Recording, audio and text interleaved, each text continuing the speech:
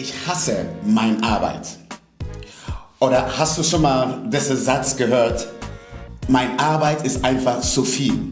Ich habe einfach Stress.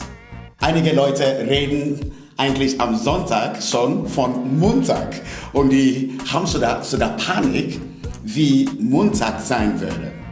In dieser Message, die Eric und ich mit euch teilen wollen, wir wollen über Arbeit reden und warum wir überhaupt arbeiten müssen. Ich meine, wieso müssen wir arbeiten, wenn wir eigentlich ein bisschen Geld vom Staat bekommen können?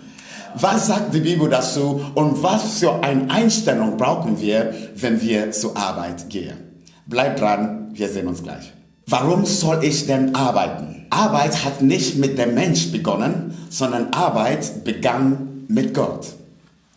Und Eric, wir haben das auch ein bisschen mitgelesen und wir haben auch eine Bibelstelle hier gefunden in 1. Mose 2 und Vers 15, wo Gott zu dem Mensch, der im Garten Eden war, er kam zu diesem Mensch und er gab ihm die Aufgabe, den Garten zu bearbeiten und ihn zu bewahren. Wer war der Mensch? Das war Adam. Gott hat Adam geschaffen und er gab Adam die erste Aufgabe, bewahre, was du gerade hier siehst. Leute, das war Arbeit. Oder Jesus sagte selbst in Johannes 5 und 17, er sagte, mein Vater wirkt bis auf diesen Tag und ich wirke auch. Das heißt, Jesus hat sich mit seinem Vater identifiziert. Was tut sein Vater? Er arbeitet. Und Jesus sagte, deswegen arbeite ich auch. So, das heißt, wir lernen, dass Arbeit ist etwas, die auf Gottes Herz ist. Und einige von uns denken, Arbeit ist was Schlechtes. Arbeit ist etwas Böses. Manchmal, wir haben Christen, Eric, die denken, der heilige Welt ist der Kirche, aber das böse Welt ist der Arbeit. Aber Arbeit gehört zu der Bestimmung Gottes für unser Leben. Und wir haben einige Nuggets entdeckt. Wir haben 6 Dinge entdeckt, wieso und warum wir arbeiten dürfen. Und Eric, du kannst mit uns einfach hineinsteigen in das erste Nugget, die wir entdeckt haben. Ja, genau. Das erste Nugget ist, ich arbeite, um meine Bedürfnisse zu befriedigen. Die Bibel sagt dazu, wer hart arbeitet, hat genug zu essen, nur dumme Menschen vertun ihre Zeit. Das ist eigentlich schon mal eine klare Ansage. Ne? Mhm. Oder, das war in Sprüche 12,11, in Sprüche 13,4 steht, faule Menschen wollen viel und bekommen wenig. Doch wer fleißig ist, dem wird es gut gehen und er wird zufrieden sein. Die Arbeit, die du tust, gehört zu Gottes Plan für dein eigenes Leben. Jetzt gibt es in der Arbeit 2 Extreme, 2 falsche Extreme. Einmal den Workaholic und den Faulen. Mhm. Erzähl mal ein bisschen, was macht ein Workaholic? Ein Workaholic ist jemand, der die Arbeitsleistung nutzt, um sich innerlich und äußerlich von anderen abzugrenzen und sich vor ihnen zu rechtfertigen. Stolz und Angst können ihn motivieren. Der Workaholic stellt seine Bedürfnisse nach Wohlstand, Kontrolle, Sicherheit und Anerkennung über die Beziehung zu Gott. Mhm. Der andere ist der Faule. Das Gegenteil könnte man sagen. Aber er ist auch nicht gut. Er verzichtet auf Gottes Gaben, die ihn zu verherrlichen, ja, weil er Angst hat zu versagen. Und so, das heißt, der Faule arbeitet nicht, weil er Angst hat, nicht genug tun zu können oder zu versagen. Was bedeutet das? Er, weil er das nicht schafft und dass er nicht gut genug ist und dass er einfach sein ganzes Wesen nicht gut genug ist. Ja. Und dass das alle sehen, ne? Ja. Wahrscheinlich. Ne? Ja. Er stellt sein Bedürfnis nach Bequemlichkeit, Sicherheit und Kontrolle ebenfalls in den Vordergrund, aber eben aus Angst vor Versagen. Die Gefahr besteht jetzt darin, wenn du an dieser Stelle, einer dieser beiden Stellen stehen bleibst, dass du nie genug haben wirst, dass du selbstsüchtig oder gering wirst oder dass du unglücklich sein wirst, weil es nur um Geld geht, aber nie um dein Talent. Das heißt, eigentlich der erste Gedanke ist, dass wir arbeiten dürfen, um unsere Bedürfnisse zu stillen. Und das ist schon mal was Gutes, ja, für das Herz. Aber es bleibt nicht nur da. Das Zweite ist, wir arbeiten, um unsere Identität zu entdecken, unsere Talente auszudrücken. Weißt du was? Du bist begabt. Gott hat dir etwas gegeben, die ich nicht habe. Deswegen machst du auch eine Arbeit, die ich nicht machen kann. Und jeder Form von einem Ausdruck von Arbeit, wir entwickeln Talente, wir entwickeln Begabungen, die Gott uns gegeben hat. Und deswegen, wenn wir eigentlich nicht arbeiten, dann ist es schwer, die Talente zu entwickeln, die Gott in dein Leben schon hineingelegt hat. Du meinst, Arbeit ist dafür da, um mein Talent zu entwickeln? 100 Pro.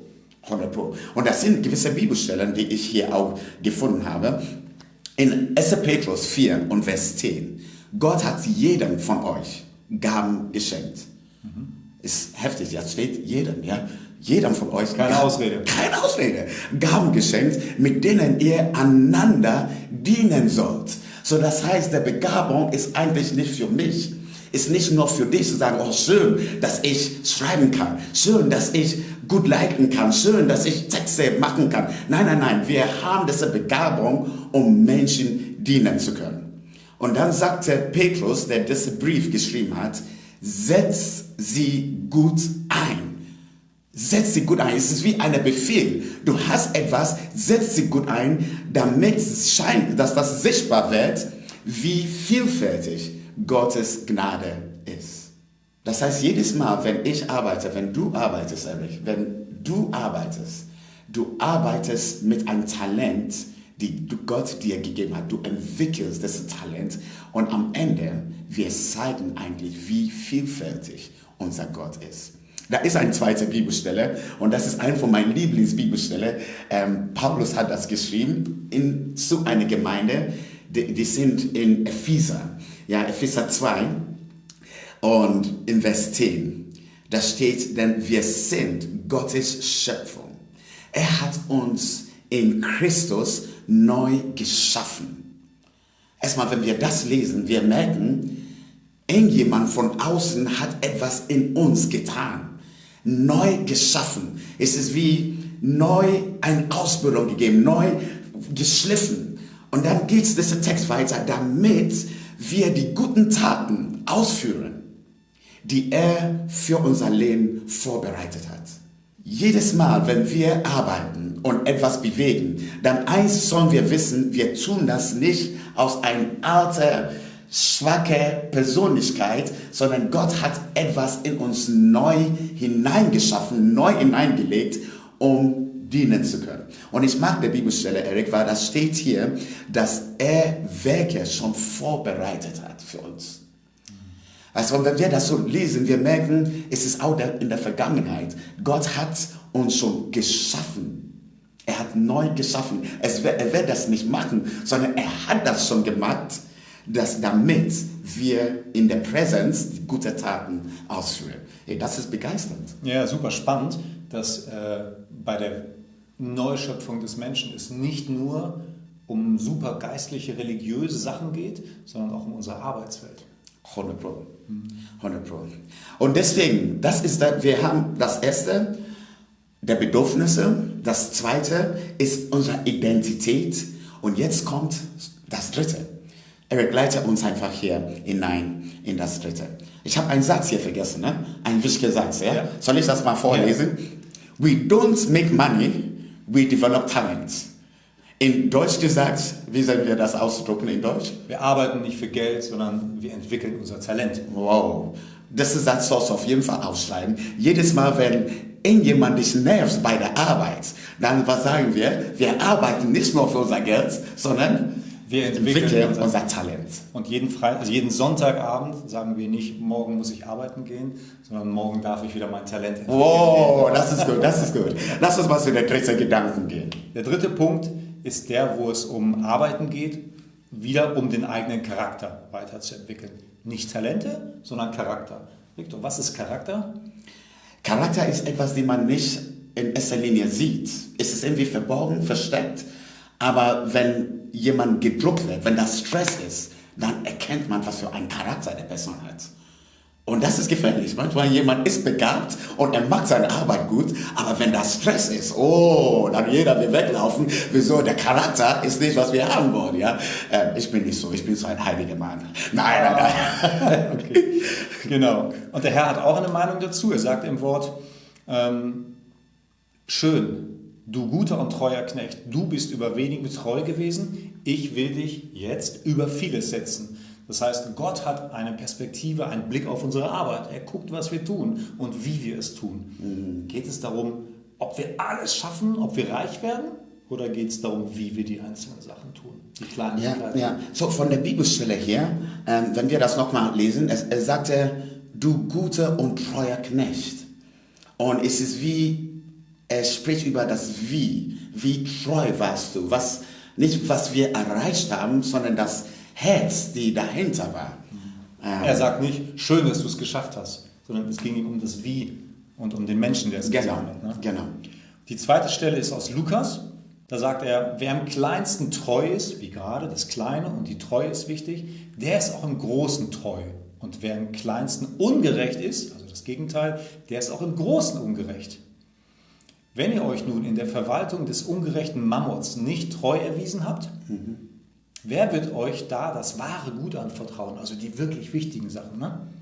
Und wenn ihr euch am fremden Gut nicht treu erwiesen habt, wer wird euch da, also von den anderen, das eigene Leben anvertrauen? Ja. Das ist schon vom Kleinen zum ganz Großen. Ne? Ich mag der Satz hier, die fremde Gut. So ist es wie der Arbeitsstelle. Weißt du, das gehört uns nicht, das gehört einem Fremden. Aber weil wir treu sind in dem Kleinen, Gott vertraut uns sogar mehr an. Und ich glaube, das hat sehr viel mit meinem Charakter zu tun. Aber der Frage, die ich mir irgendwie stelle, ist, wie schaffst du das, zu wissen, dass dein Charakter entwickelt wird bei der Arbeit? Tja, das ist eine gute Frage. Vielleicht, weil wenn wir selber aktiv arbeiten, Gott auch an uns arbeitet. Das heißt, ich muss mir vielleicht gar keine Gedanken und Sorgen machen, ob ich mich entwickle, sondern er tut das, wenn ich nur meine Arbeit vernünftig mache, mit Freude. So, ich merke das auch. Erstmal, diesen Satz finde ich richtig gut. Wenn ich arbeite, Gott arbeitet auch an mir. Und dennoch, ich merke, ich muss manchmal reflektieren, wie ich agiert habe in ein Gespräch, was innerlich in mir los war. Weil dadurch erkenne ich auch gewisse Charakterzüge, die ungesund sind.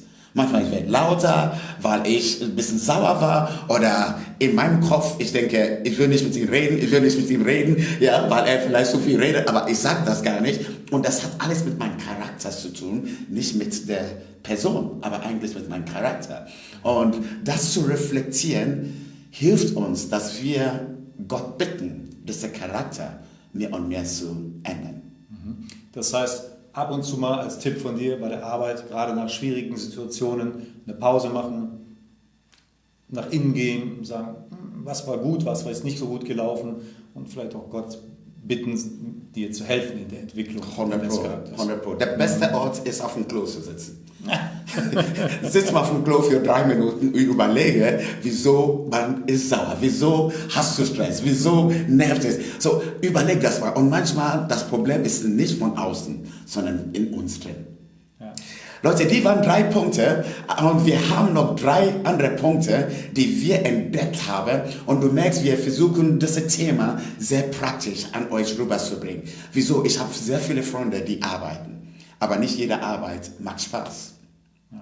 Aber wir glauben, du wolltest was sagen. Ein letzter Satz, bevor wir dieses Kapitel sozusagen abschließen, dieses kurze Video, zusammengefasst, Gott ist mehr daran interessiert, uns zu entwickeln, auch Montagmorgen bei der Arbeit, auch wenn es schwerfällt, sich das vorzustellen, als an der Entwicklung unserer Arbeit inhaltlich, der Beförderung oder auch unseres Geldes. Es geht ihm mehr um uns bei der Arbeit. Er nutzt die Arbeit, um uns zu verändern, Charakter und Gaben, als unsere Arbeit nun zu erledigen. Stark. Nicht das Ergebnis, sondern das Wie und der Weg zählen dabei. Stark. Leute, wir wollen das hier erstmal einen Stopp machen, aber einen kleinen Gedanken will ich euch nahelegen. Weil, wenn wir über Identität sprechen, Bedürfnisse oder Charakter, Das sind Sachen, die eigentlich nur in Jesus zu finden ist. Weißt du, unsere Bedürfnisse kann so viel sein. Und wir werden mehr haben wollen und mehr haben wollen. Und wann ist genug genug? Und deswegen, wir glauben an eine Person, der erstmal genug ist für uns. Und das ist Jesus selbst. Und unsere Identität ist nicht, was du für eine Identität an mir spiegelst, dass ich etwas sein soll, sondern eine Identität ist in mir zu entdecken, wenn ich eine Beziehung habe zu meinem Schöpfer. Er sagt, was in mir ist. Und der Identität ist nicht von außen, sondern ist in uns drin. Und das zu entdecken, ich finde, der beste Ort ist dein Schöpfer, der Person, der dich gemacht hat, in Beziehung mit ihm zu treten und mit ihm zu reden über was er in dein Leben schon hineingelegt hat.